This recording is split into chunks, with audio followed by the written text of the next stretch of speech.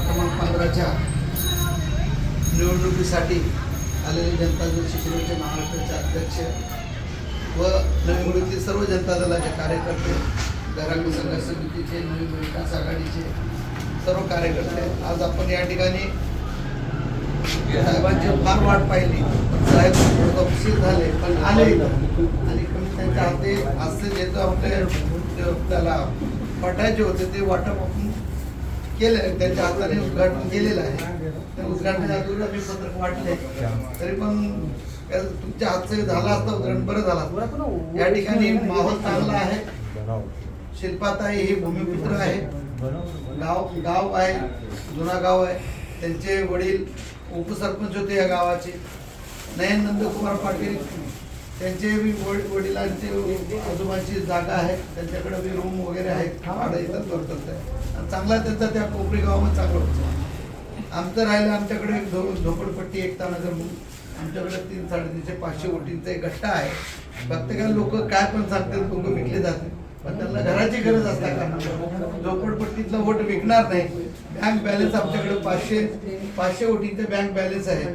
जर आमच्या शिल्पाताई व नयन नंदकुमार इथून जर आघाडी भेटली तर म्हणजे आमचे काय मुस्लिम समाज सेक्टर 20, 21, 22 या ठिकाणी जर या लोकांनी जर आम्हाला मदत केली अंतकरणातून की आम्ही या ठिकाणी प्रस्ताविना खड्ड्यात गाडल्याशिवाय राहणार नाही आणि 4ही उमेदवार अंदाजाशिवाय राहणार. कारण काय हे सर्व उलटापलटी झालेले आहे. नव्या मुंबईमध्ये राजकारण असं आहे, नव्या मुंबईचं राजकारण काँग्रेसचे जिल्हा अध्यक्ष एकनाथ शिंदेकडे, राष्ट्रवादीचा अजित पवारांचा जिल्हा अध्यक्ष एकनाथ शिंदेकडे, शरद पवारांचा राष्ट्रवादीचा जिल्हा अध्यक्ष एकनाथ शिंदेकडे, उद्धव बाळासाहेब ठाकरे यांचा बेलापूर विधानसभा लढवले ते सुद्धा एकनाथ शिंदेकडे.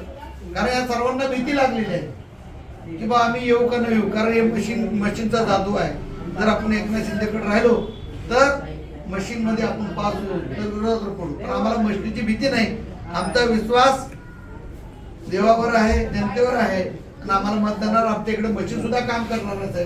ते कालाकांडी जर करत असतात ती कालाकांडी सुद्धा होणार नाही. आमचं काम बोलतो, त्याचं कामच काय नाही. 5 वर्ष काम करत नव्हते म्हणून इकडून तिकडं पळत सुटलेले आहे. आणि राहिली गोष्ट लोकांचा मन डायव्हर्ट करतात ते लोक. बीजेपी आणि एकनाथ शिंदे शिवसेना एकत्रच आहेत ते लोक, पण तिसरा पक्ष उभारी घेऊ नये म्हणून या लोकांनी वेगवेगळे लढण्याचा प्रयत्न केलेला आहे. त्यांचे दाखवायचे दात वेगळे आहेत आणि खायचे दात वेगळे आहेत. लोकांना काय वाटतंय आता दोघांमध्ये टप आहे, लोक त्यांच्याकडे लक्ष घालतात.